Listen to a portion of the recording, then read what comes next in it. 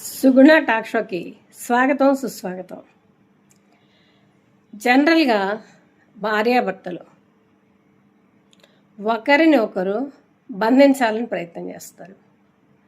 ఆడవాళ్ళకి పురుషులు స్వేచ్ఛ ఇవ్వరు, పురుషులకి స్త్రీలు స్వేచ్ఛ ఇవ్వరు.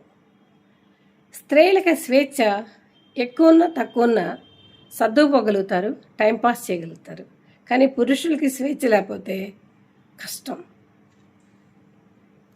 మనతోనే అంటిపెట్టుకొని ఉండమంటే అది కూడా సబబు కాదు. ఇంట్లో మగవాళ్ళు ఎక్కువసేపు ఉన్నా కానీ పనులు కావు, తలనొప్పి. వాళ్ళని ఏదో నేను పట్టుకున్నాను అని కాకుండా వాళ్ళ సమయాన్ని వాళ్ళకి ఇచ్చే ఏర్పాటు చేయండి.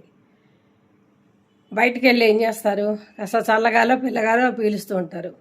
మీరు కాపలాగా అయిపోయినా ఎవరు చేసే పని వాళ్ళు చేస్తారు. మనం ఎవరిని నియంత్రించలేము, ఎవరిని కంట్రోల్ చేయలేము. ఆ విషయాన్ని గమనించుకోవాలి.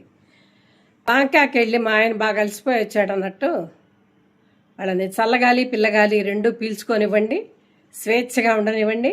మీకు ఇంకా మరింత చేరువ అవుతారు. వాళ్ళని కట్టుదిట్టంగా చేయాలని ప్రయత్నం చేస్తే పక్కదారి పెట్టడానికి కూడా అవకాశాలు ఉంటాయి. ఎవరైనా కానివ్వండి, శృతి మించి చేయకూడదు. సామెత ఉంది కదండి, పిల్లినైనా 4 గోళ్ల మధ్యలో బంధించి కొడితే పులి అవుతుందని. అలా ఎవరికి